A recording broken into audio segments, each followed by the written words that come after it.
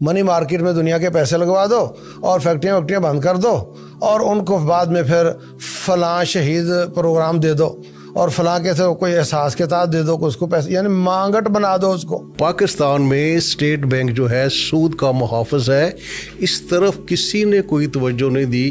Bank کا باپ state bank ہوتا ہے اور بینک کے جو سسٹر بردرز ہوتے وہ بینکنگ سارے بینک ہوتے ہیں، نیشنل اور انٹرنیشنل ہوتے ہیں، اور اس کا جو بیٹا ہوتا ہے نا وہ کلائنٹ ہوتا ہے جو کار لینے جاتا ہے۔ کنونشنل اور اسلامک بینکنگ کے اندر بنیادی طور پر صرف لفظوں کا گورکھ دھندا ہے یا کوئی اور فرق بھی ہے؟ 1500 سال تک دنیا میں بینک نہیں تھے اور سود کی جو حیثیت تھی وہ انفرادی تھی۔ اب بینک آ گئے تو بینک کی ایک ڈیفینیشن ہے کہ بینک ایسے ادارے ہیں جو زر کو خریدتے ہیں اور زر کو بیچتے ہیں۔ کہ بینک پیسہ سود پر لیتے اور پیسہ سود پر صرف دیتے نہیں بلکہ فریکشنل ریزروز کریٹ بھی کرتے ہیں۔ یہ تھوڑا وضاحت کریں آپ۔ لیکن آپ یہ دیکھیے دوسری طرف علماء جو کہتے ہیں، میں معذرت سے اختلاف کروں گا، کہ لکھنا دینا یہ سارا کچھ اس زمرے میں آ رہا ہے۔ علماء نہیں کہتے، نبی صلی اللہ علیہ وسلم فرماتے ہیں، لیکن علماء اس کی تشریح تو یہی کرتے ہیں نا، لفظ وہی ہے نا، لفظ وہی ہے نا۔ اللہ نے کھانے والے، کھلانے والے، گواہی دینے والے اور لکھنے والے۔ کہ کیا بینک کی نوکری جائز ہے؟ سود کو ختم کرنے کے وہ کیا طریقے ہیں کہ جو اس وقت یہ راکٹ سائنس ایوانوں میں بیٹھے نااہل لوگوں کو سمجھ نہیں آ رہی؟ یورپ میں قانون تھا کوئی آدمی سود کا کاروبار نہیں کرے گا۔ اگر ثابت ہو جائے کہ اس بندے نے سود کا کاروبار کیا ہے، اس کو کوئی آدمی اپنے محلے میں کرائے پر گھر نہیں دیتا تھا، عدالت میں اس کی گواہی قبول نہیں ہوتی تھی، اور جب وہ عیسائی مرتا تھا تو اسے مسیحی قبرستان میں دفن کرنے کی اجازت نہیں ملتی تھی۔ اسلامک اسکالر مفتی محمد یوسف تیبی حفظہ اللہ تعالی، فاضل مدینہ یونیورسٹی۔ بسم اللہ الرحمن الرحیم۔ السلام علیکم، میں ہوں محمد افتخار خان۔ نہت اسٹوڈیو کے پلیٹ فارم سے حجۃ الوداع کی سیریز کا جو سلسلہ ہم نے اس کا آغاز کیا تھا، اسی سلسلے کی کڑی آج جس موضوع کا ہم نے انتخاب کیا ہے، معاشی استحصال، یعنی معاشرے کا اگر وہ دیکھیں وہ زخم ہے، وہ دکھتی رگ ہے جو اس وقت ہر ایک کا، میں یہ کہوں من حیث القوم پوری قوم کا مسئلہ ہے، بلکہ پوری قوم کا کیا پوری دنیا کا مسئلہ ہے کہ اس وقت جس ملک میں بھی جائیں انفلیشن بڑھ رہی ہے اور لوگ قیمتیں بڑھنے سے، مہنگائی بڑھنے سے اور خود ساختہ مہنگائی کے بڑھنے سے بھی پریشان ہیں۔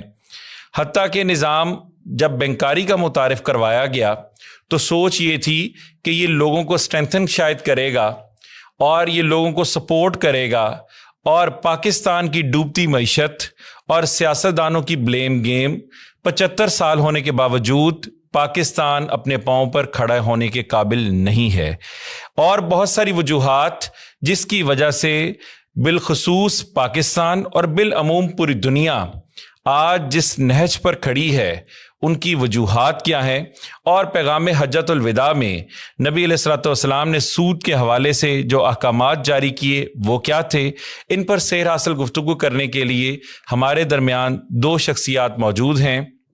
میری پہلی مہمان شخصیت مذہبی اسکالر جناب مفتی محمد یوسف تیبی صاحب، السلام علیکم جی۔ ویلکم ٹو دا پروگرام سر، بہت شکریہ آپ نے مصروفیات میں سے وقت نکالا اور ہمارے درمیان تشریف لائے۔ جزاک اللہ خیر۔ دوسری ہماری شخصیت جن کا تعلق بینکاری کے نظام سے ہے، بینکنگ سسٹم سے ہے، آپ senior manager state bank Lahore رہے، آپ ابھی بھی ڈفرینٹ یونیورسٹیز میں بینکاری کے اوپر پاکستان کا بینکنگ سسٹم کیا ہے، دنیا کا بینکنگ سسٹم کیا ہے، اس کے اوپر لیکچرز بھی دیتے ہیں، اور دیگر اداروں کے ساتھ وابستہ بھی ہیں ریٹائرمنٹ کے بعد بھی۔ میری مراد محمد منیر احمد صاحب، السلام علیکم سر۔ وعلیکم السلام۔ Welcome to the program sir, thank you so much. Thank you sir, اور آپ نے وقت نکالا اور ہمارے درمیان تشریف لائے۔ مائی پلیجر سر۔ اس سے میں آغاز کرنا چاہوں گا خطبہ حجۃ الوداع، جس کو ہم چارٹر آف ہیومن رائٹس بولتے ہیں، منشور اعظم بولا جاتا ہے، اس میں پیغمبر علیہ الصلوۃ والسلام نے سود کو مٹانے کے حوالے سے کیا کیا احکامات جاری کیے، اور کیا ان احکامات کے مطابق اسلامی فلاحی ریاست یا اسلامی مملکت اس کرۂ ارض پر موجود ہے؟ بسم اللہ الرحمن الرحیم۔ رسول اللہ صلی اللہ علیہ وسلم نے جو جملہ امور پر بات فرمائی حجۃ الوداع میں، ان میں سے جو ہمارا ٹاپک ہے وہ تو خالی یہ ہے کہ آپ نے فرمایا آج کے بعد سود ختم ہے اور لوگوں کو اصل مال واپس ہوگا، سود واپس نہیں ہوگا۔ اور یہ کہ میرے چچا عباس کا جن جن کے ذمہ قرض تھا وہ بھی سود کے بغیر ہی ہوگا، اور سب سے پہلے میں ان کا سود معاف کرتا ہوں۔ تو یہ بہت بڑی بات ہے جو آپ نے فرمائی تھی۔ حقیقت یہ ہے کہ اللہ تبارک و تعالی نے اس کائنات کو چلانا ہے، اسی نے بنایا، اسی نے چلانا ہے، اور یہ کائنات غریب کے دم سے چلتی ہے۔ اگر میں تصور کروں ایک منٹ کے لیے کہ پوری دنیا میں ہر شخص کے پاس 10 کروڑ ہے، اس سے کم کسی کے پاس نہیں ہے، تو کیا فیکٹری چلے گی؟ بالکل ایسے ہی ہے۔ ورکر کون ہوگا؟ فیکٹری چلے گی؟ نہیں چلے گی نا۔ تو اللہ تعالیٰ اب دیکھتے ہیں آپ کی کلاس میں میٹرک میں کتنے تھے اور کتنے آپ کی طرح پرنسپل بنے اور کتنے مزدور بنے۔ تو یہ اللہ تعالیٰ کا نظام ہے، اس کی تقسیم ہے جی۔ اسلام صرف یہ کرتا ہے کہ غریب کو نچلے خط سے نیچے نہ جانے دے، اس کو بحال رکھے، اور وہ ایسے قاعدے ضابطے بناتا ہے کہ جو اوپر رب بن کر بیٹھ جاتے ہیں ساری دنیا کی دولت لوٹ کر، اوپر والے خط سے اوپر نہ جائیں، نیچے والے سے نیچے نہ جائیں، اعتدال۔ اور اصل مقصد جو دنیا میں آنے کا ہے آخرت کو بنانا، اس پہ توجہ دیں۔ یہ پیسہ تو دنیا چلانے کے لیے ہے۔ تو جتنے قوانین ہیں اللہ تعالیٰ نے غریب کی بحالی کے لیے بنائے ہیں آپ کی اکنامکس کے حساب سے۔ مثلا سود کو منع کیا ہے۔ سود سے کون افیکٹ ہوتا ہے مجھے بتائیں؟ غریب ہوتا ہے۔ یعنی میں نے مزدور کو 10 لاکھ دیا تھا اور طے کیا تھا کہ 12 مجھے واپس کرے گا، اس نے مزدوری کی، محنت کی، مگر وہ 10 کے 8 رہ گئے، اب 4 کا مقروض بھی ہو گیا، وہ نیچے گیا، اور میں 10 کا مالک تھا 12 کا ہو گیا۔ تو امیر تر ہوتا ہے، غریب تر ہوتا ہے، یہ سودی معیشت کے ساتھ، اور اس سے جابز کم نکلتی ہیں بنسبت کموڈٹی مارکیٹ اور بارٹر سسٹم کے ساتھ، جتنی جابز اس میں نکلتی ہیں۔ یعنی ایک طریقہ تو یہ ہے کہ جناب آپ منی مارکیٹ میں دنیا کے پیسے لگوا دو اور فیکٹریاں بند کر دو، اور ان کو بعد میں پھر فلاں شہید پروگرام دے دو اور فلاں کے سے کوئی احساس کے تحت دے دو، اس کو پیسے، یعنی مانگٹ بنا دو اس کو، اور اس کو خود کفیل نہ ہونے دیں، خود مزدوری نہ کر سکے۔ اور آپ دیکھیے کروڑوں اربوں روپیہ اس میں جھونک دیتے ہیں، اتنی صنعتیں لگاؤ، سٹیل مل پاؤں پہ کھڑی کرو، کروڑوں لوگ اس میں جہاں ان امپلائمنٹ ہے وہ جابز کی طرف چلے جائیں گے۔ بالکل، یہ جو کمیونٹی میں پیسہ لگانا ہے اور جو بارٹر سسٹم میں پیسہ لگتا ہے، اس سے زیادہ جاب نکلتی ہیں۔ بالکل ایسے ہی۔ اب 10 کروڑ کی آپ اجناس خریدیں تو کتنا بچال آتا ہے لوگوں میں، اور 10 کروڑ کے ڈالر خریدیں تو کتنا آتا ہے۔ تو اسلام پیسے میں پیسہ لگانے کو سود قرار دیتا ہے، نفع کمانے کو۔ رسول اللہ صلی اللہ علیہ وسلم فرماتے ہیں سونا سونے کے بدلے ہاتھوں ہاتھ اور برابر برابر، لیٹ بھی نہیں کر سکتے اور اضافہ بھی نہیں کر سکتے۔ کیوں؟ کہ منی مارکیٹ میں پیسہ مت کماؤ، جب ادھر نہیں کماؤ گے تو پلیٹ کے شوربے کی طرح پانی سارا کدھر آئے گا؟ دوسرے اس طرف آ جائے گا۔ جب ادھر مال استعمال ہوگا تو جاب زیادہ کریٹ ہوں گی، فیکٹری زیادہ چلے گی، لوگوں کو جاب ملیں گی، وہ اپنے پاؤں پہ کھڑے ہوں گے۔ یہ نہیں کہ ان کی جاب ختم کرو اور بعد میں ان کا تعاون کرو اور تاکہ تم مجھے ووٹ دو، یہ کتنا بڑا ظلم ہے۔ تو ان کو اپنے پاؤں پہ کھڑا کرنا اور ان کو غربت کی خط سے نیچے نہ جانے دینا۔ اچھا آپ دیکھیں رسول اللہ صلی اللہ علیہ وسلم فرماتے ہیں نہا عن بیع الطعام حتی یقبض، کھانے کی چیز آپ نے خریدی ہے، قبضہ لیے بغیر آپ اس کو بیچ نہیں سکتے۔ اب ہوتا کیا ہے، میں نے گنا پھینکا فیکٹری میں اور وہاں سے مجھے پرچی مل گئی کہ 10 ٹن تیری چینی ہمارے پاس ہے۔ اچھا جی 100 روپے کلو ہے، آپ کو دی 105 میں، آپ نے وہ پرچی ان کو 110 میں، وہ پرچی اس نے 115 میں دی، تو وہ بڑھتی گئی اور نہ کوئی جاب نکلی اور نہ کوئی سودا ہوا۔ مڈل مین کما رہا ہے۔ اسلام کیا کہتا ہے کہ قبضہ لیے بغیر نہیں بھیج سکتا۔ اب وہاں سے اٹھائے گا جس نے اس کا توڑا سٹف بنایا، جس نے اس کو بنا، جس نے پرنٹ کیا، جس نے سیا، جس نے لا کر دیا، تھوک والا پرچون والا، جس نے بھرا، جس نے فل کیا، جس نے لوڈ کیا، ان لوڈ کیا، ٹرک والا راستے میں، پیٹرول والا راستے میں، مشینری والا، پنچر والا، ایک دم گاڑی چل پڑتی ہے۔ تو ہر قانون غریب کے فیور میں اسلام نے بنایا کہ اس کو بحال کیا جائے، اور ہم چاہتے ہیں کہ نہیں، اب پیسے سے پیسہ بنتا جائے اور غریب تر ہوتا چلا جائے، تو اسلام اس کو کنڈم کرتا ہے، یہی سود کا فلسفہ ہے۔ منیر صاحب کی طرف بڑھیں گے سر، اس میں یہ بتائیے گا نبی علیہ الصلوۃ والسلام نے مدینہ کی معیشت کو بہتر بنانے کے لیے وہ کیا اقدامات کیے تھے کہ جس سے وہ معاشرہ صحیح معنوں میں انسانی فلاحی ریاست تھی؟ بسم اللہ الرحمن الرحیم۔ مجھے بڑی خوشی ہو رہی ہے کہ میں آج اس ڈسکشن میں شامل ہو رہا ہوں۔ یہ بحث میں ڈاکٹر صاحب پچھلے 5 سال سے کر رہا ہوں، اور ایک قسم کی میں ایک اویئرنیس پروموٹ کر رہا ہوں کہ کیا اسلام کا کوئی معاشی نظام ہے، اگر وہ ہے تو کہاں ہے۔ آپ نے ابھی سوال میں کہا تھا کہ دنیا کے کسی حصے میں وہ چیز نافذ ہے، کیونکہ میری جو ساری سروس ہے وہ اسٹیٹ بینک کی ہے، and that was applied research, practical research تھی۔ تو میں جب اسٹیٹ بینک میں گیا، پہلے ایم اے اکنامکس کیا، تو اسٹیٹ بینک میں سارا کام جو ہو رہا تھا وہ سرمایہ داری نظام کے تحت ہو رہا تھا۔ آپ جانتے ہیں کہ اسٹیٹ بینک ملک کا سینٹرل بینک ہے اور ساری اکانومی کو وہ کنٹرول کرتا ہے۔ تو ایک سوال مجھے میرے ذہن میں بیٹھ گیا کہ میرے دین کا معاشی نظام کہاں ہے، کیونکہ جب قرآن میں اللہ میاں نے فرما دیا، یا ہم جو آخری خطبہ کی بات کر رہے ہیں، یہ اسی خطبہ میں کے وقت اس آیت آئی تھی کہ آج کے دن آپ کا دین آپ کے لیے مکمل ہو گیا۔ اب جب دین مکمل ہو گیا، where is its economic system? تو میں جب ان سوالوں کو لے کر چلا تو پھر اور بڑے سوال ذہن میں آئے۔ مثلا جب نبی پاک صلی اللہ علیہ وسلم مدینہ گئے صلی اللہ علیہ وسلم، تو وہاں یہودیوں کی 4 مارکیٹس تھیں۔ یہودی مدینہ کی اکنامکس پر چھائے ہوئے تھے۔ ہمیں یہ خبر نہیں ملتی تھی کہ کیا نبی پاک صلی اللہ علیہ وسلم نے کوئی مارکیٹ بنائی، یا یہودیوں کے نظام کو یہ کیسے کہ ان کو اپنا لیا۔ پھر سر دوسرا بڑا سوال تھا کہ حضرت عمر کے دور میں ایران کی حکومت اور روم کی حکومت مسلمانوں کے قبضے میں آ گئی، دونوں کو شکست ہو گئی۔ دنیا میں سب سے بڑا اکنامک ہب وجود میں آیا، جو ایران، جو یعنی کہ عراق، شام، مصر، اسپین تک پھیلا ہوا تھا۔ اس اتنے بڑے اکنامک ہب کا اکنامک سسٹم کیا تھا، اس کے بارے میں ہمیں کوئی خبر نہیں ملتی تھی۔ پھر اللہ کا مجھ پر ایک خاص کرم ہوا کہ مجھے ایسی چیزیں مل گئیں کہ جو نبی پاک صلی اللہ علیہ وسلم نے ہجرت کے بعد کی تھی ریاست مدینہ میں۔ تو آپ نے جیسے ہی میثاق مدینہ کیا، یہ پہلے سال جو ہسٹری ہمیں بتاتی ہے کہ آپ نے سپٹمبر 2022 میں میثاق مدینہ کیا، اس کے بعد آپ نے ایک مارکیٹ بنائی۔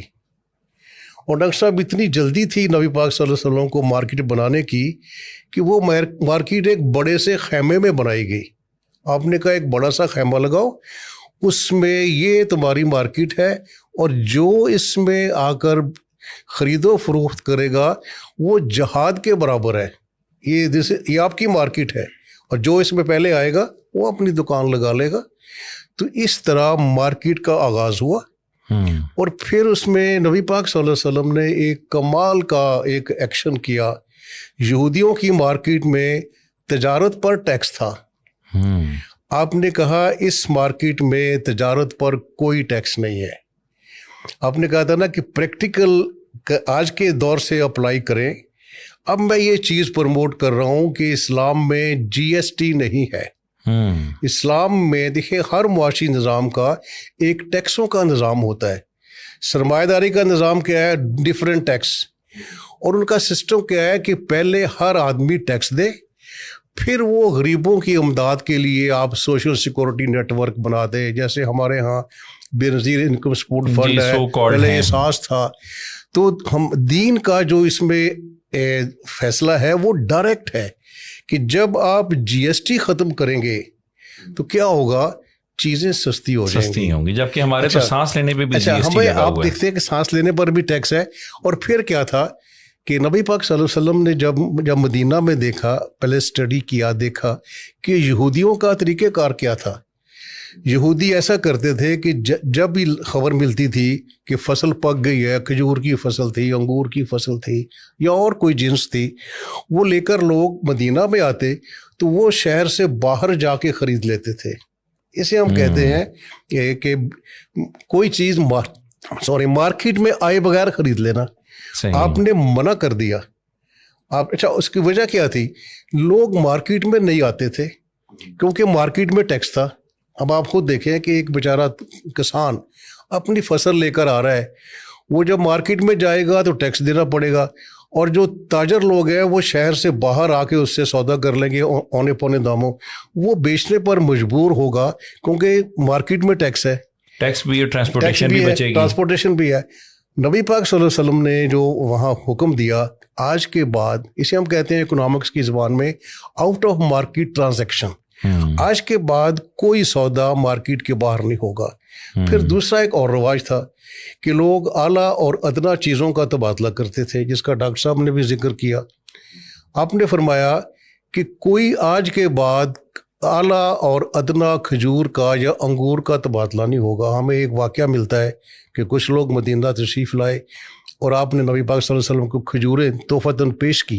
تو آپ نے پوچھا کہ یہ تمہارے علاقے کی کھجوریں اتنی عمدہ ہیں؟ انہوں نے کہا نہیں, ہماری تو کھجوریں بہت ناقص ہیں, یہ آپ کے لیے بہت سی کھجوریں دے کر ہم نے آپ کے لیے تھوڑی سی اچھی کھجوریں لی ہیں. تو آپ نے کہا این الربا, این الربا, این الربا, یہ سود ہے, یہ سود ہے, یہ سود ہے, خیبر سے آئی. تو پھر لوگوں نے پوچھا کیا کریں؟ تو آپ نے کہا کہ پہلے ناقص کھجوروں کو مارکیٹ میں بیچو, اور جو وہاں سے درہم ملیں, پیسے ملیں, ان سے اچھی کھجوریں خریدو. یعنی کہ جو میں بات آپ سے اپنی بات ختم کرتا ہوں اس پر, کہ نبی پاک صلی اللہ علیہ وسلم نے ایک پورا مارکیٹ بیسڈ اکنامک سسٹم دیا, جہاں چیزوں کی قیمتیں مارکیٹ کی سپلائی اور ڈیمانڈ کی فورسز کے مطابق ہوتی تھی. اب میں نے اکنامکس پڑھی ہے, اکنامکس ڈپارٹمنٹ میں کام کیا. ویسٹ میں یہ بڑا شور ہے کہ ہمارا سسٹم مارکیٹ بیسڈ ہے, اس میں جو چیزوں کا قیمتوں کا فیصلہ وہ ہوتا ہے سپلائی اور ڈیمانڈ کے مطابق. ایک چیز میں آپ سے شیئر کروں, ایک دفعہ مدینہ میں مہنگائی ہو گئی, قیمتیں بہت بڑھ گئیں, تو کچھ صحابہ آپ کے پاس تشریف لائے اور آپ سے عرض کیا کہ آپ قیمتیں مقرر کر دیں, کیونکہ یہ رواج تھا اس دور میں کہ جب مہنگائی ہو, سیلاب آ جائے, فصلیں نہ ہوں, قیمتیں بڑھ جائیں, تو جو حاکم وقت تھا وہ اپنی مرضی سے قیمتیں مقرر کرتا تھا. آپ نے انکار کر دیا اور کہا کہ قیمتیں اللہ کے ہاتھ میں ہیں, میں قیمتیں مقرر نہیں کروں گا. ہمارے ہاں تو چونکہ یہ اویئرنیس نہیں ہے. اب ایک بک آئی ہے 2014 میں, اس کا آپ نام دیکھیں, early Islam and birth of capitalism. جب میں نے یہ چیز پڑھی, میں نے کہا یہ ہم تو سمجھتے ہیں کہ کیپٹلزم 1776 میں ایڈم اسمتھ نے دیا. یہ کہہ رہا ہے کہ اسلامی جو سرمایہ داری کی پیدائش اسلامی اولین دور میں ہوئی, وہ اس بیسس پر کہتا ہے. اور وہ ایک جرمن اسکالر ہے بینیڈکٹ کوہلر, وہ کہتا ہے کہ محمد صلی اللہ علیہ وسلم was the first free market economist. تو ایک لحاظ سے it is a complete economic system, جس پر آگے آپ سے بات کریں.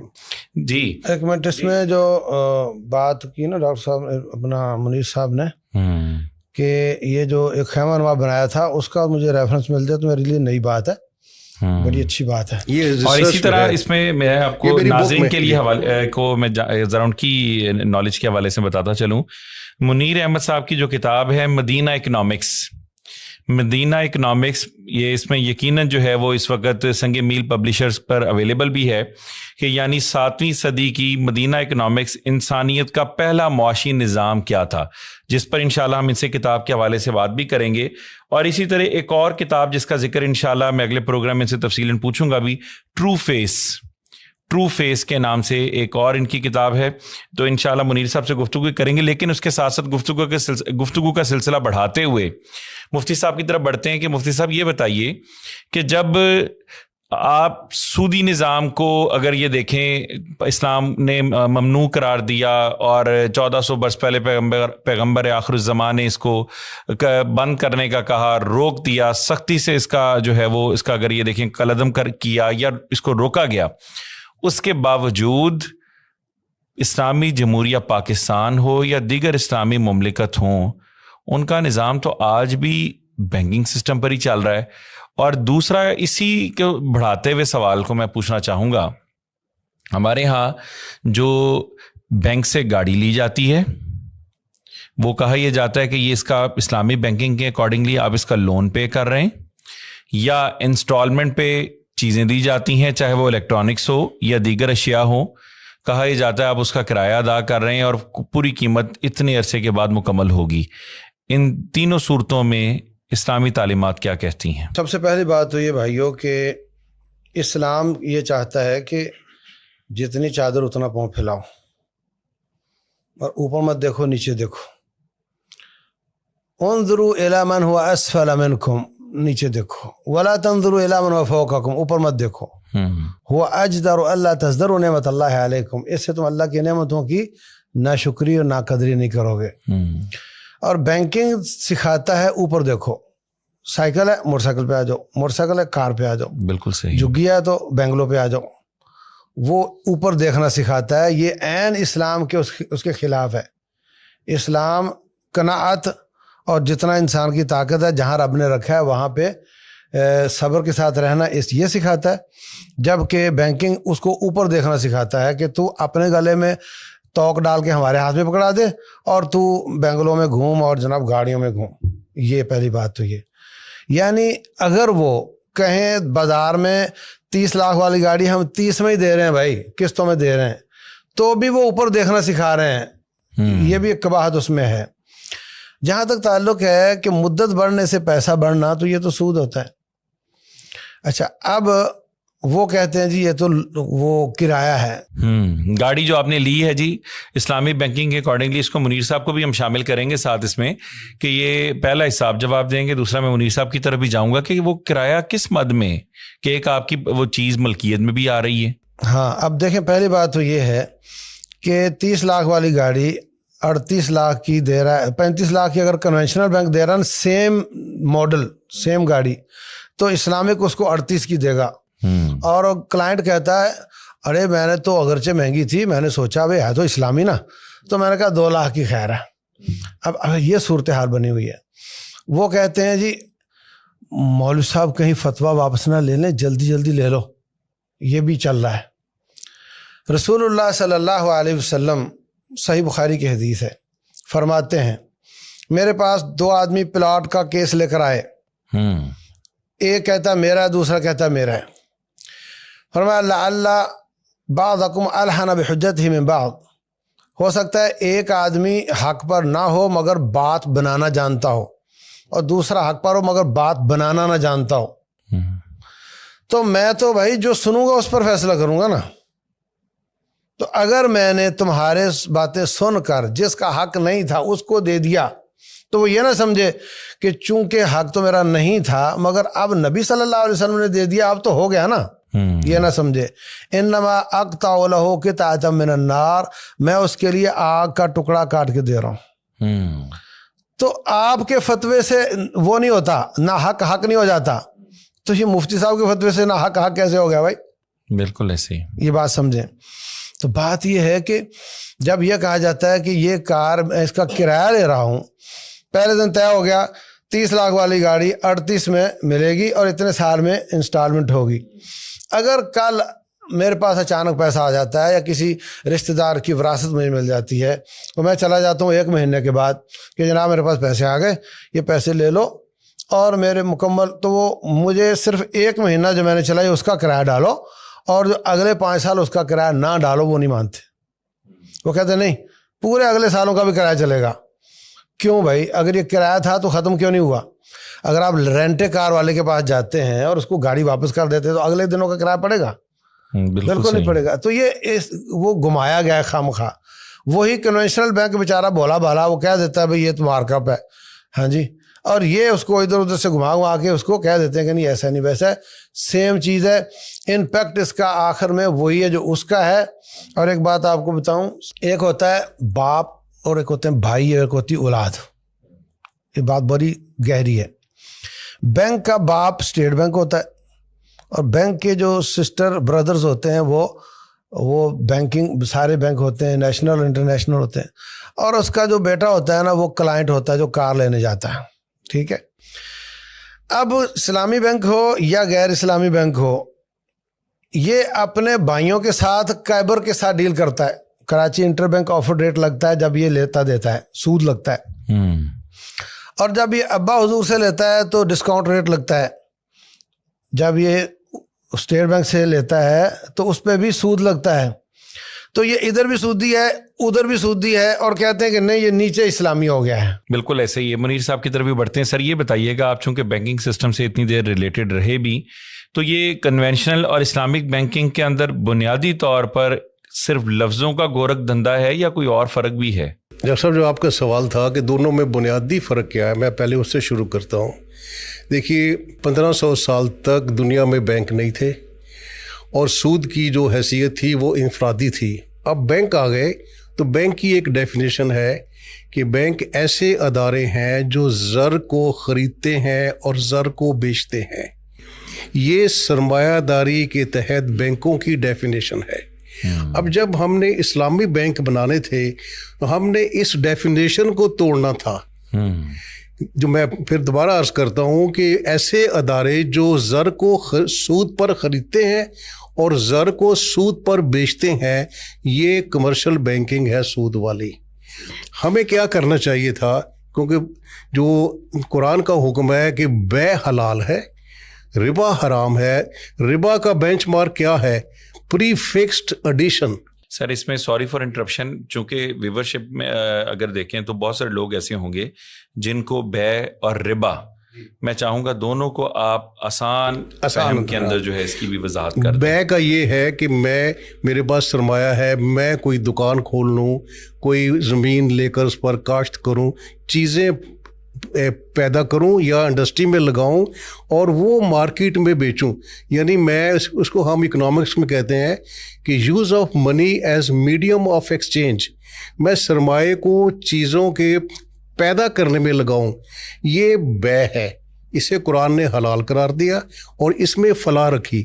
दूसरा रिबा है, मेरे पास पैसे हैं, मैं कोई काम ना करूं, मैं किसी दूसरे को पहले से तयशुदा अजाफे पर वो पैसा दे दूं और एक मुआयना अरसे के लिए कि 6 माह के लिए मैं 1 लाख रुपया दूंगा, 6 माह के बाद 1,20,000 रुपया लूँगा। ये 20,000 रिबा है, ये 20,000 सूद है। अब जब हमने जो बात पहले शुरू कर रहे थे, जब हमने इस्लामी बैंकों का आगाज़ करना था तो हमें चाहिए था कि जो बै का बेंचमार्क है प्रॉफिट, बै का कारोबार क्या है कि मैं एक बिजनेस कर रहा हूँ, मुझे कुछ अरसे बाद प्रॉफिट होना है, तो मैंने जो सेल परचेज करनी है उस प्रॉफिट के रेफरेंस से करनी है।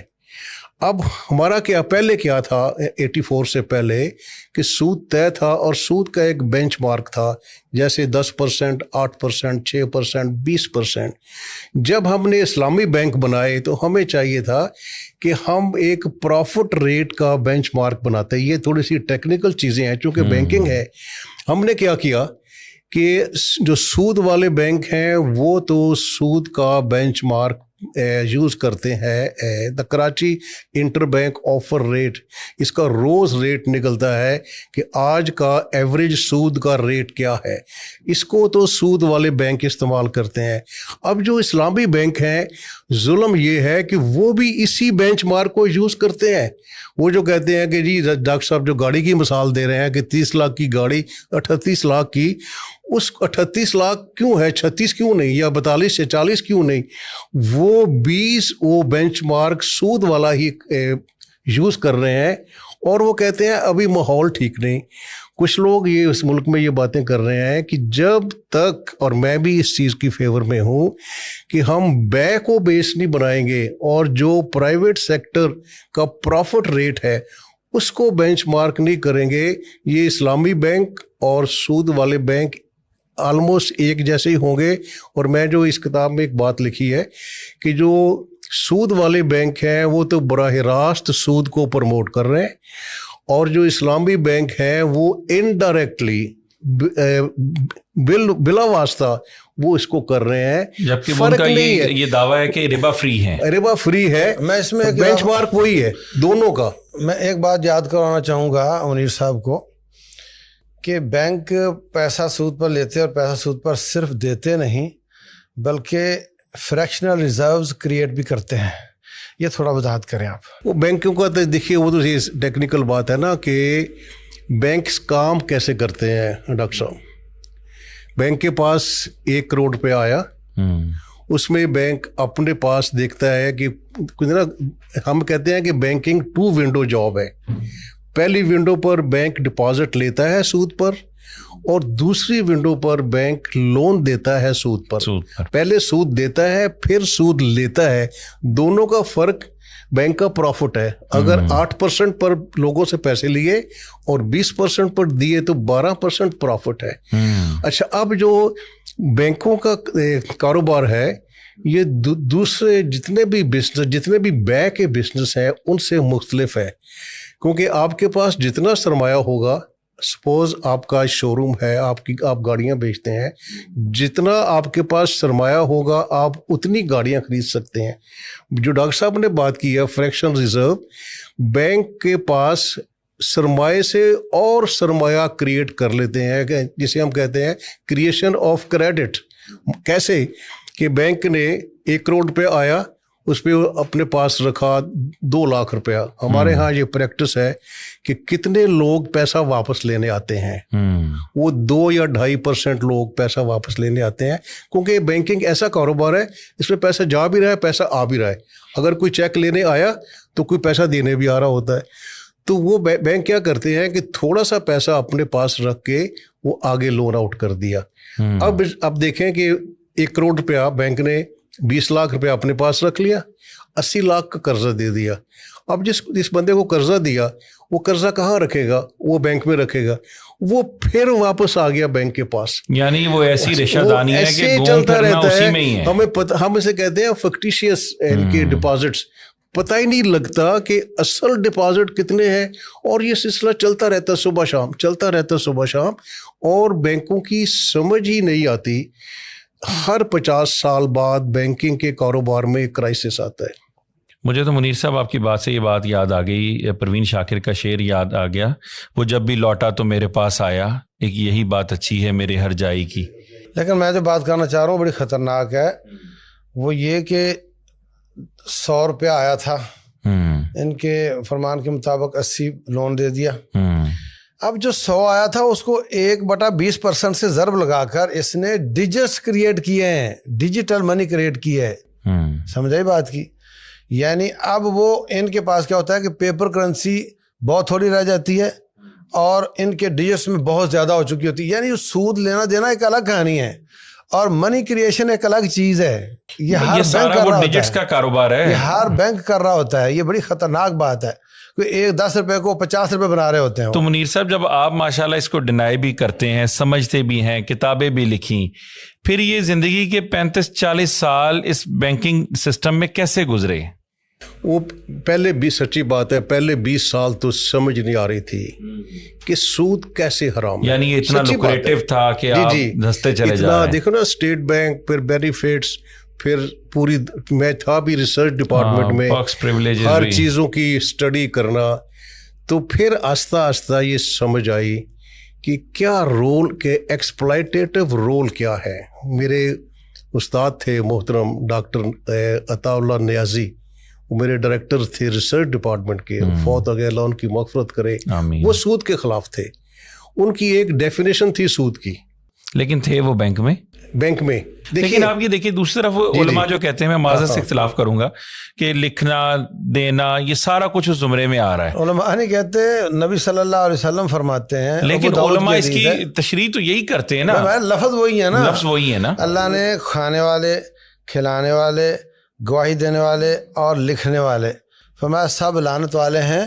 तो मुनीर साहब 35 साल लिखते भी रहे। मैं आपको ये बता रहा हूँ, मैं 2006 में स्टेट बैंक सियालकोट का चीफ मैनेजर था। उस वक्त से मैं ये बातें कर रहा था। तो वहाँ एक यूनिवर्सिटी है, मेरे पास आए उनके जो हेड थे, मैंने उनसे कहा कि मेरा एक लेक्चर रखें सूद पर। सूद ऐसा टॉपिक है कि इसके बारे में हर बंदा परेशान है, उसके पास बहुत से सवालात हैं। आप यकीन करें, मैं वहाँ गया तो उन्होंने सियालकोट जो चैम्बर का प्रेसिडेंट को भी बुलाया हुआ था, एक MNA को बुलाया हुआ था। वहाँ जो मेरा तारुफ कराया गया वो सुने।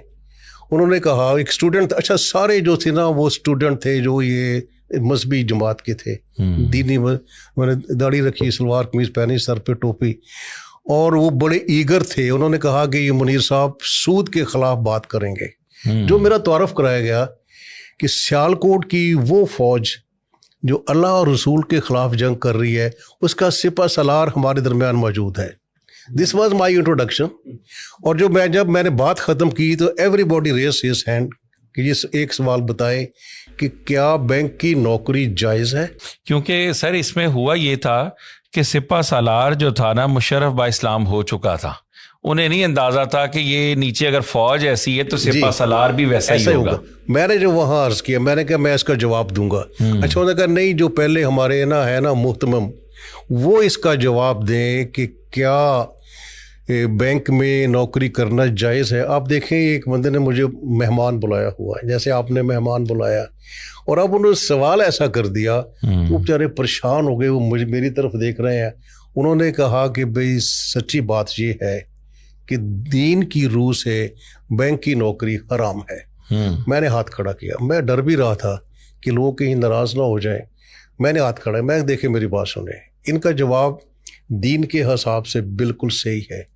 آج ہم نے سود کا خاتمہ کرنا ہے. یہ ہماری بہت بڑی ذمہ داری ہے تاکہ ہم اللہ اور اس کے رسول سے جنگ کرنے سے بچ جائیں. تو کیا کریں؟ آج جو میں بول رہا ہوں میں فیکٹس اور فگر سے بات کر رہا ہوں. میں ریزن اور لاجک سے بات کر رہا ہوں. کیسے میں نے بینکنگ میں جاب کی ہے. پہلے بینکنگ کو جانیں. اب میں ڈاکٹر صاحب یقین کریں میں چیلنج کے ساتھ یہ بات کرتا ہوں کہ میرے پاس سود کے ختم کرنے کا ایک روڈ میپ ہے اور سود کیوں منع ہے. What are the factors behind its prohibition. Sir اس میں پہلا تو سوال جو آپ نے خود ہی ریز کیا ہے نا سود کو ختم کرنے کے وہ کیا طریقے ہیں کہ جو اس وقت یہ راکٹ سائنس ایوانوں میں بیٹھے نااہل لوگوں کو سمجھ نہیں آ رہی.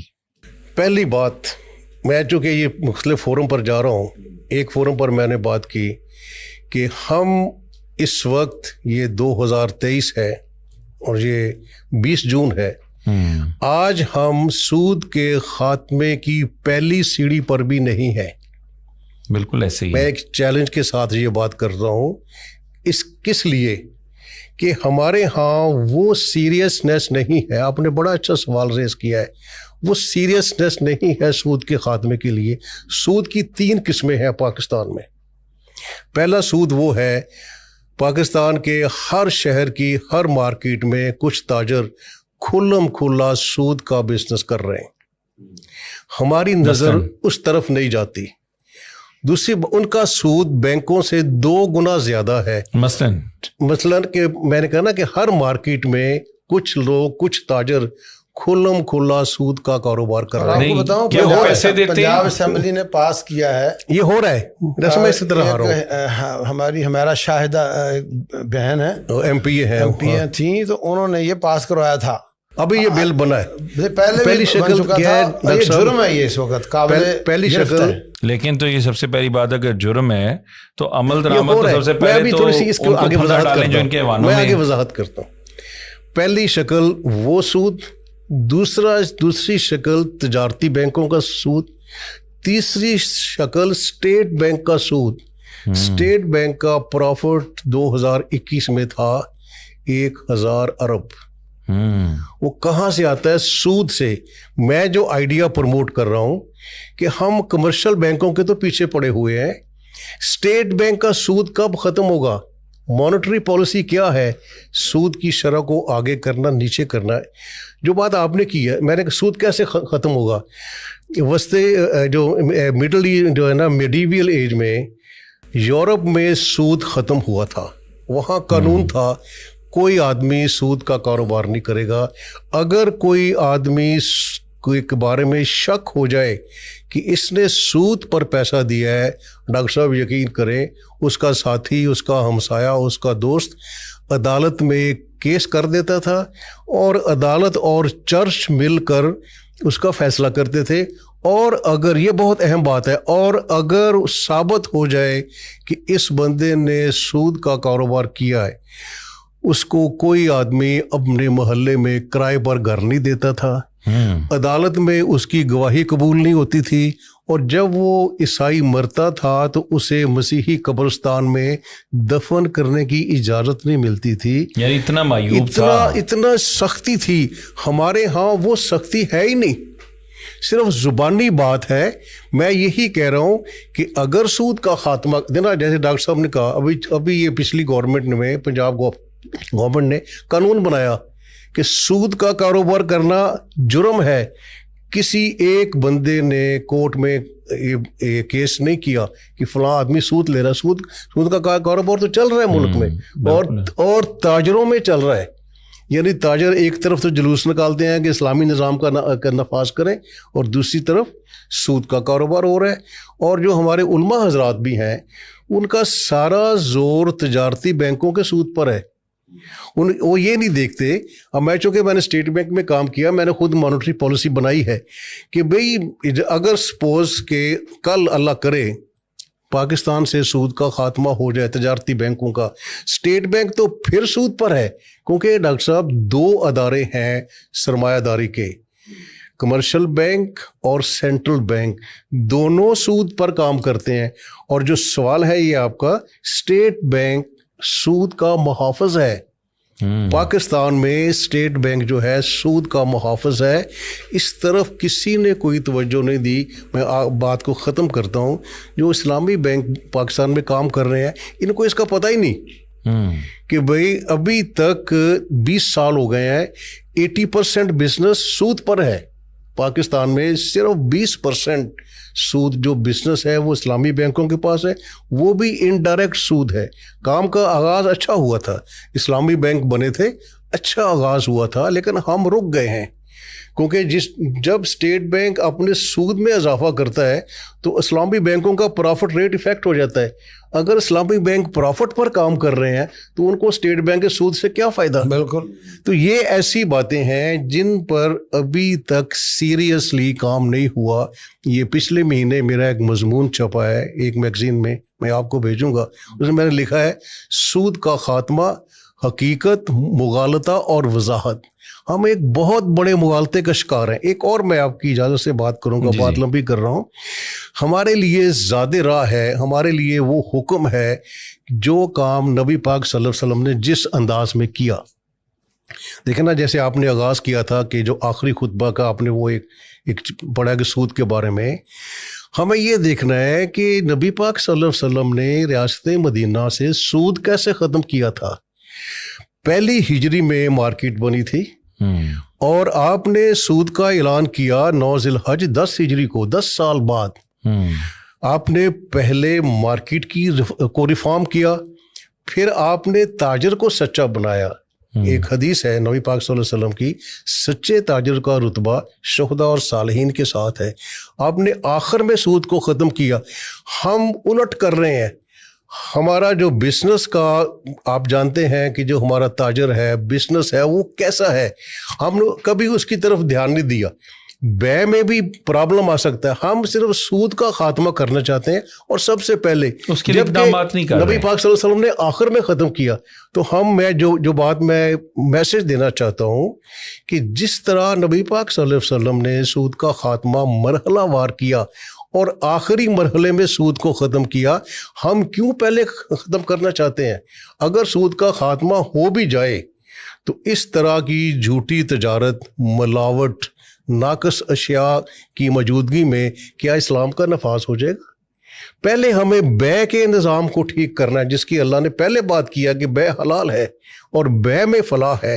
ये डॉक्टर साहब ऐसी बातें हैं, हम सूद पर जब बहस करते हैं तो हलाल हराम से आगे बढ़ते ही नहीं। मुनीर साहब, इसमें सादा सा फार्मूला है, ये जो मैंने आपकी गुफ्तगू का निचोड़ देखा है दोनों हजरात की, कि आप कुएं से साफ पानी तो लेना चाहते हैं और पानी आप बाहर फेंक रहे हैं, लेकिन कुत्ता अंदर ही मौजूद अंदर ही, उसको नहीं निकालना चाहते, उसको नहीं निकाल रहे। क्योंकि उसकी वजह है डॉक्टर साहब, मैं तो चूँकि बैंकर हूँ, पिछले 20 साल से जो कोई भी गवर्नमेंट आई है वो बैंकों के सूद पर चल रही है। आपको अंदाज़ा होगा ये बात जान के, 60 खरब रुपया बैंकों का कर्ज है सूद पर। اور چونکہ آج کل ہر بات IMF کی ہو رہی ہے، تھوڑی سی IMF کی بات کرتے ہیں. جی میں اس طرف بھی جانا چاہوں گا. اس سے پہلے میں ایک سوال لوں گا مفتی صاحب سے، پھر آپ کی طرف آتے ہیں. GDP کے جو حالات بنے، اچھا ہمارے ملک میں مفتی صاحب شرعی عدالتیں بھی موجود ہیں، اور ہمارے جو قوانین ہیں یقیناً کوئی ایسا قانون نہیں یا حتیٰ کہ کوئی ترمیم نہیں جو اسلام سے متصادم بھی ہو. اسلامی نظریاتی کونسل بھی ہے، وفاقی مذہبی امور میں اگر دیکھیں تو وہاں پر وزراء بھی موجود ہیں، ہر جماعتوں کی نمائندگی بھی موجود ہے، وفاقی وزیر ہوں تو اس میں بھی مذہبی جماعتیں موجود ہیں، اور اگر جو ہے وہ جو پرائم منسٹر کے اسپوکس پرسن ہوں تو اس میں بھی مذہبی جو ہے وہ مکاتب فکر کے لوگ موجود ہیں. ہر ٹچ کیا پورے بندے اندر موجود ہیں. لیکن کیا یہ عدالتیں جو ہے وہ سود کے خلاف فیصلہ نہیں دے سکتی؟ میں نہیں سمجھتا نہیں دے سکتی، وہ تو دے چکی ہیں. اتنا 2 دہائیاں لگا کر وفاقی شرعی عدالت نے اس پہ فیصلہ دیا ہے، اتنی موٹی کتاب چھپی صرف اس فیصلے. لیکن اس فیصلے کا کیا فائدہ اگر آپ کو جو پتہ ہے کہ یہ عمل درآمد گورنمنٹ نہیں کر رہی، پھر آپ اس کے وفاقی وزیر کیوں ہیں، پھر آپ اس کے سینیٹر کیوں ہیں، پھر آپ جو ہے کشمیر امور کی وزارت کیوں لیے بیٹھے ہیں؟ مذہبی امور کا وزیر کیا کر رہا ہے؟ یہ مذہبی جماعتیں PDM کی صورت میں ان کا حصہ کیسے ہیں؟ یعنی یہ تو قصور ہماری مذہبی جماعتوں کا ہے کہ جو صرف وزارتیں چھوڑنا بھی نہیں چاہتے، گورنمنٹ انجوائے بھی کرتے ہیں، پرکس اور پریولیجز بھی لیتے ہیں، لیکن ساتھ ہی ساتھ وہ یہ بھی کہتے ہیں کہ سود غلط ہے. انہی وزارتوں سے اسی نظام کے تحت پیسہ بھی لے رہے ہیں، اسی بینکاری کے نظام کو سپورٹ ڈائریکٹلی اور انڈائریکٹلی بھی کرتے ہیں. آپ ہی میں سے لوگ ہیں جو فتوے بھی دیتے ہیں، جس کی وجہ سے لوگ یہ کہتے ہیں کہ یہ انشورنس ہے یا یہ فلاں بینک ہے، اس کے اوپر فلاں مفتی کا فتویٰ ہے، وہ بھی تو مذہبی جماعتیں ہی دے رہی. اچھا وہ بسا اوقات بینک کا فتویٰ نہیں ہوتا بلکہ فتویٰ مفتی بینک کا ہوتا ہے، بسا اوقات شیئر ہولڈر بھی ہوتا ہے. اچھا اس سسٹم کا، ہاں یہ سمجھ لیں آپ. ان کا ملازم انہوں نے ہوتا ہے. ایک بات کی تھی کہ یہ نا یہ سنجیدہ نہیں ہے. حقیقت یہ ساری باتوں کی ایک ہی بات ہے. اگر میرے مدرسے پر کوئی ہاتھ ڈالے تو جتنا میں سنجیدہ ہوں گا اور جیسے میں روڈ پر پہنچوں گا، اگر ہم اللہ سے جنگ کو اتنا سنجیدہ لے لیں، کیونکہ اس میں تو اتنا اختلاف بھی نہیں ہے فرقوں میں اور فقہ میں، اتنا اس میں اختلاف بھی نہیں ہے. اگر ہم اس کو اتنا سنجیدہ لے لیں جتنا ہمارے مدارس ہمارے پاس جن کا تقدس ہے اور وہ پڑھانے میں جتنا سنجیدہ لیتے ہیں، بالکل اگر اتنا لے لیں تو یہ مسئلہ حل ہو سکتا ہے. دوسری بات یہ کہ جیسے انہوں نے بتایا نا کہ اس کے مرحلے ہونے چاہیے. ایک دم آپ دیکھو نا، دیوار کو کہو کھولو کھولو تو کوئی نہیں کھولے گا، آپ دروازہ کھٹکھٹاؤ گے تو کھولے گا. اس کے مرحلے کاٹے جائیں. پہلے مرحلے میں بال کاٹے جائیں، اگلے مرحلے میں کھال اتاری جائے، اگلے مرحلے میں وہ کیا جائے، تو اس طرح ہوگا. وہ مراحل میں نے بھی بنائے ہوئے ہیں، ماڈل بنائے ہوئے ہیں اس کے، اور انہوں نے بھی بنائے ہوئے ہیں. لیکن المیہ یہ ہے کہ ماشاءاللہ عمر کے جس حصے میں آپ لوگ پہنچ چکے ہیں، کب وہ چیز آئے گی اور آپ کے اکابرین اس وقت سینیٹرشپ کے اندر بھی، آپ کے اکابرین ہماری قومی اسمبلی میں بھی، مذہبی جماعتیں ہر فورم پر موجود ہیں، ہر فرقے سے ہیں، ہر مکتبہ فکر سے ہیں، لیکن عملی طور پر 75 سال میں صرف زبانی جمع خرچ کے، معذرت کے ساتھ اس کے علاوہ کچھ بھی نہیں ہے. زبانی جمع خرچ بھی کہاں ہے؟ جب ان کا یہ نواز شریف نے مثلا اسٹے لے لیا تھا فیصلے کے خلاف، تو جتنے اسلامسٹ ساتھ تھے وہ ساتھ تھے، انہوں نے ساتھ نہیں چھوڑا. ڈاکٹر صاحب میں آپ سے عرض کروں گا کہ میں اللہ کا شکر ہے کہ جو میری اپنی ریسرچ ہے میں اس کے حساب سے بات کرتا ہوں. میں ایک بات کہتا ہوں کہ ہم امیدیں لگائے بیٹھے ہیں عدالت سے اور اسٹیٹ بینک سے. میرا ایک اور دعویٰ ہے، یہ دونوں ادارے سود کے خاتمہ کی اہلیت نہیں رکھتے. تو منیر صاحب کون رکھے؟ میں آپ کو یہی اس کا میں نے میرے مضمون میں جواب ہے اس کا. نہ اسٹیٹ بینک ختم کر سکتا ہے. اب دیکھیں نا، اسٹیٹ بینک تو بنا ہی سود کے تحفظ کے لیے ہے. اب دیکھنا کہ ایک بندے کی ڈیوٹی سیکورٹی گارڈ ہے، اس کا تو کام ہے کہ اس کو سیکیور کرنا. وہ کیسے ختم ہو رہا ہے؟ کیسے ختم کرے گا؟ اس کا نظام اس پر ہی چل رہا ہے. اس کا نظام ہی اسی پر چل رہا ہے کہ ہر بینکنگ سسٹم کے اوپر ایک سینٹرل بینک ہے. دیکھنا، ایک ملک میں 50 کمرشل بینک ہوں گے، ایک سینٹرل بینک ہوگا. اگر 100 کمرشل بینک ہو جائیں پھر بھی ایک سینٹرل بینک ہوگا. اس کا کام یہ ہے کہ سود کے کاروبار کو پروٹیکٹ کرنا، تحفظ کرنا. کون خاتمہ کرے گا؟ 2 گروپ ہیں ایسے جو خاتمہ کریں گے، یونیورسٹی کے اکنامکس کے پروفیسر اور مفتی حضرات, علماء حضرات. لیکن سر جب تک مہار ان کے ہاتھ میں نہیں, باغ دوڑ ان کے ہاتھ میں نہیں, سیاستدان تک کٹ پتلیاں ہیں, تو کون اس میں چینج اس کا کرے گا؟ میں بھی جواب, آج میں لاہور چیمبر میں گیا تھا, وہاں یہی ٹاپک تھا, پاکستان کی معاشی حالت ٹھیک کرنے کے لیے آپشنز, آلٹرنیٹس. میں نے وہاں بات کی کہ ٹیکس کے نظام کو ختم کرنے کے لیے اسلام کا کیا نظام ہے, زکوٰۃ اور عشر. اور دوسری بات, میں اپنے پاس ڈیٹا لے کر گیا تھا, میں چونکہ بینکر ہوں, اکانومسٹ ہوں, میں نے اسے کہا کہ حکومت سے یہ توقع کرنا چھوڑ دیں کہ وہ سود کا نظام ٹھیک کرے گی یا آپ کا زکوٰۃ اور عشر کو نافذ کرے گی. میں آپ کو ایک تجویز دیتا ہوں کہ سارے چیمبرز اور تاجر مل کر, میں آپ سے بھی یہ شیئر کرتا ہوں کہ جو 2022 میں ٹوٹل ٹیکس اکٹھا ہوا ہے وہ 6,125 ارب روپے ہے, یعنی کہ 6.1 ٹریلین. اچھا, اس میں جو جی ایس ٹی ہے وہ 2,550,000 ارب ہے. یہ غیر فطری ہے اور حرام ہے. بالکل. میں نے کہا کہ اگر سارے تاجر, میں نے کہا کہ گورنمنٹ نے کچھ نہیں کرنا, اگر سارے تاجر مل کر اور چیمبر مل کر حکومت سے یہ کہیں کہ آپ جی ایس ٹی زیرو کر دو, ہم آپ کو 2,500 ارب روپیات زکوٰۃ اور عشر کا دے دیتے ہیں, تو کیا ہوگا, غریب کی زندگی بچ جائے گی. یہ جو آج کی مہنگائی ہے, جب 25% جی ایس ٹی ہوگا, 18% جی ایس ٹی ہوگا, 12% جی ایس ٹی ہوگا. اب دیکھیے کہ ایک شوگر مل کا مالک ہے اور اس کے باہر ایک سیکورٹی گارڈ کھڑا ہے, دونوں پیٹرول کی ایک ہی پرائس پے کرتے ہیں, دونوں گھی کی ایک ہی پرائس پے کرتے ہیں, جتنے بھی گڈس ہیں. اس بیچارے غریب کا کیا قصور ہے کہ وہ بھی اتنے کی لے رہا ہے. دینا کہ پھر کیا ہے کہ جی یہ بے نظیر انکم سپورٹ ہے, یہ احساس پروگرام ہے, کو بنا دو, منگتے بنا دو انہیں. اور جو آپ کا سوال ہے بڑا بنیادی سوال ہے, حکومت نے نہیں کرنا, کبھی بھی نہیں کرنا. اور میں تو یہ بھی کہتا ہوں کہ آنے والی حکومتوں میں نے بھی نہیں کرنا. یہ علماء حضرات کی ذمہ داری ہے اور اکانومسٹ کی, ٹریڈر کی, کہ وہ اٹھیں, گورنمنٹ سے ڈائیلاگ دینا. آج کل کوئی ڈائیلاگ نہیں ہو رہا بھائی. 1 سال سے ملک ڈیفالٹ کر رہا ہے, پورے 1 سال سے یہ خبر آتی ہے, آج ڈیفالٹ کر گیا, کل ڈیفالٹ کر گیا, ملک نے ڈیفالٹ نہیں کیا. اچھا, اسی طرح میں بڑھوں گا آپ کی اسی بات کو آگے لے کے چلتے ہوئے. جی ڈی پی گروتھ جہاں پچھلی گورنمنٹ کلیم کرتی تھی کہ 6 ہے, اب یہ پوائنٹس میں چلی گئی, مائنس بھی گئی, اور پھر ہمیں آئی ایم ایف سے اگلی جو انسٹالمنٹ بھی نہیں مل سکی اور وہ میچور بھی نہیں ہوا. ان ساروں کا بنیادی طور پر قصوروار کون ہے اور وجوہات کیا ہیں؟ یہ آخری سوال ہے. یہ بڑا مشکل سوال ہے لیکن میں انشاءاللہ جواب دوں گا. میں نے اسی لیے آپ کو دریا کو کوزے میں سمیٹنے کے لیے زحمت دی کیونکہ ٹائم خاصا ہو چکا ہے. دیکھیے ڈاکٹر صاحب, 2 آپشن ہیں. کیا ہم آئی ایم ایف کے بغیر زندہ نہیں رہ سکتے؟ یہ تو خان صاحب بھی کہا کرتے تھے. رہ سکتے ہیں, لیکن اس کے لیے وہ کمیٹڈ لوگ چاہیے.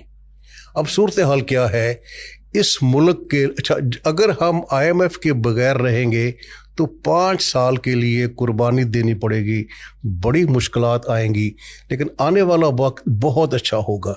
اب المیہ کیا ہے, ٹریٹری کیا ہے کہ جتنے بھی سینئر آفیسرز ہیں, جتنے بھی اکانومسٹ ہیں, وہ اس بات پر ان کا ایگریمنٹ ہے کہ آئی ایم ایف کے بغیر زندگی نہیں چل سکتی. اور یہ بہت بڑی غلط فہمی ہے, غلط فہمی نہیں, بہت بڑی غلط فہمی ہے. اور میں ایک چیز اور آپ سے عرض کروں کہ اکثر ہم سیاستدانوں کے پیچھے پڑتے ہیں جو ہمارے اکانومسٹ ہیں. مشرف کے پاس بیسٹ ٹیم تھی اکانومسٹ کی.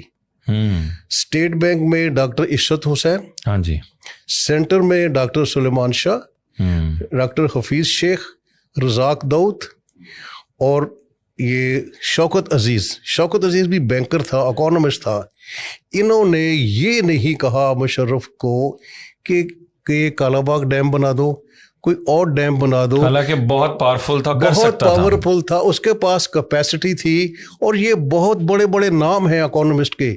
لیکن انہوں نے یہ کہنا پسند نہیں کیا, ٹریجڈی از دس, کہ یہ ایسی سرزمین ہے، اس پر جو بھی بندہ آتا ہے. شوکت عزیز جب سٹی بینک میں تھا he was declared the best banker in Asia, لیکن جب وہ پاکستان کا پرائم منسٹر بنا جو اس نے کیا وہ آپ کو پتہ ہے. تو وہ ول نہیں ہے، کیونکہ ایک خاص طبقہ ہے، ایلیٹ کلچر ہے جس نے کیپچر کیا ہوا، اور وہ نہیں، جیسے میں کہہ رہا ہوں کہ گورنمنٹ آج کی گورنمنٹ اور کل کی گورنمٹ وہ نہیں کرے گی.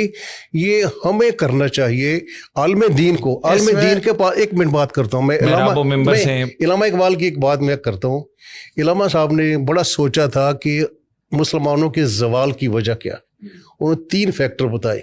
ان کا فارسی کا مصرع ہے، اے کشتہ سلطانیوں ملائیوں و پیری. پاور کے 3 سینٹر ہیں، ایک تو اتھارٹی والے لوگ، یہ گورنمنٹ کی بیوروکریسی، دوسرے اس کے علاوہ ملا اور پیر. اس وقت تینوں ادارے نان پرفارمنگ ہیں. جب ان کو ٹھیک کر لیں گے، اگر ملا اور پیر کو ٹھیک کر لیں، میں ڈاکٹر صاحب یقین کریں اس کتاب کو ایسے لیے پھر رہا ہوں جیسے میں اپنا منجن بیچ رہا ہوں. یہ نبی پاک صلی اللہ علیہ وسلم کا نظام ہے، اس کو پڑھو، اس کو اپناؤ، اس پر کوشش کرو. کوئی نہیں کرتا، لیکن اللہ کا شکر ہے. علامہ اقبال نے کہا تھا اگر سے بت ہے جماعت کی آستینہ میں، مجھے حکم لا الہ الا اللہ. بہت خوب. اس میں پرائیویٹلی جو ہو سکتا ہے نا، اس کے میں نے 2 ماڈل بنائے ہوئے ہیں کہ ان قوانین کے ہوتے ہوئے اس وقت جو کچھ ہو سکتا ہے وہ اس کا وضاحت لمبی ہے. آپ اختصار کے ساتھ اس کو، آپ کے پاس چند سیکنڈز ہیں، آپ اس میں اختصار کے ساتھ اگر بیان کر دیں. آپ نا جو بھی کاروبار ہوتا ہے وہ 2 بنیادوں پر ہوتا ہے، ایک ہوتا ہے اعتماد اور ایک ہوتی ہے اسکل. انہی کی بات کو میں آگے بڑھاتا ہوں، اعتماد اور اسکل. آپ مجھے 10 لاکھ نہیں دو گے کاروبار کے لیے کہ یہ بیچارہ جانتا نہیں، اس کو اسکل نہیں ہے. اور کسی اکانومسٹ کو میں اس لیے نہیں دوں گا کہ وہ مجھے نہیں دے گا، خود کمائے گا، تو اعتماد نہیں ہے. تو اعتماد اور اسکل جب جمع ہو جاتے ہیں تو پھر کاروبار پنپتا ہے. اگر جتنے بھی، ایک امام مسجد کو لے لیں، ایک مدرسے والے کو لے لیں، ملا و پیر کی بات کر رہے تھے، وہ اس کے پاس لوگ آتے ہیں، جی بیوہ ہے جی 60 لاکھ ملا، اس کو کیا کرے، یہ سود پا نہ رکھے تو کیا کرے. 60 لاکھ والے آتے ہیں، اس کے پاس 10 تاجر ایسے ہیں جو بہت اچھے کاروبار چلا رہے ہیں. جلتی پہ لکڑی رکھنا آسان ہوتا ہے نئی جلانے سے. وہ کہہ رہے ہیں یار کاش میرے پاس اتنا پیسہ ہوتا تو میں اتنا خام مٹیریل لے لیتا تو مجھے اتنا فائدہ ہو جاتا، اور میں یہ کہہ لوں جو بینک سے جو لے رہا وہ. تو میں بطور ایک عالم دین یا مفتی یا پیر، میں یہ 60 ریٹائر لوگوں سے لے کر اس کو میں اکٹھا کر کے کہوں کہ میں ضامن ہوں، کرو کاروبار. اور اس کو مزید قانونی اس میں بھی لایا جا سکتا ہے تاکہ کوئی مسنگ نہ ہو ایسی. تو یہ مختصر بات ہے. مختصر بات میں یہ ہوتا ہے کہ بس اوقات بات نہیں سمجھ آتی، لیکن اس کا پورا ماڈل ہے. تو اس طریقے سے ہم جوڑے بناتے جائیں، چھوٹے چھوٹے یونٹ بناتے جائیں، تو یہ بہت اچھا کام چل سکتا ہے. یقیناً اس میں فرد واحد کو اگر یہ دیکھیں، پوری گفتگو کا نچوڑ یہ ہے کہ فرد واحد کو اپنا کردار ادا کرنا ہوگا، اور ہر فورم پہ جو بھی، چاہے آپ اکانومسٹ ہیں، چاہے آپ عالم دین ہیں، دونوں اسکول آف تھاٹ اگر اپنی اپنی جگہ پر اپنی اپنی ایکسپرٹیز کو لوگوں کو زیادہ سے زیادہ اویئرنیس دیں، اور ایوان میں بیٹھے لوگ امت کا سوچیں، انسانیت کا درد رکھیں، تو یقیناً یہ معاشرہ بھی پرامن معاشرہ، خوشحال معاشرہ تشکیل پا سکتا ہے. پاکستان میں وسائل کی کمی نہیں، لیکن ظلم یہ ہے کہ یہاں اخلاص کی کمی ہے، اور ہمیں ایسے لوگ یہاں پر ہمارے سروں پر مسلط ہیں جو شاید کیا یقیناً ہماری جو قسمت بدلنے کے لیے کردار ادا کرنا نہیں چاہتے. یہ کیپٹلسٹ کا جو نظام ہمارے پاکستان کے اوپر جو نافذ ہے وہ امیر سے امیر تر اور غریب سے غریب تر ہو رہا ہے. تو میں دونوں مہمان شخصیات کا بہت مشکور ہوں کہ جو دونوں شخصیات تشریف لائیں اور انہوں نے اپنا قیمتی وقت ہمیں دیا، اور یقیناً ہمارے ویورز نے بہت کچھ سنا اور سیکھنے کو بھی ملا ہوگا. تو پیغام حجت الوداع کی سیریز کا اگلا پروگرام انشاءاللہ اس کے ایک نئے موضوع کے ساتھ آپ کی خدمت میں حاضر ہوں گے. تب تک کے لیے اجازت. اللہ حافظ و ناصر. السلام علیکم.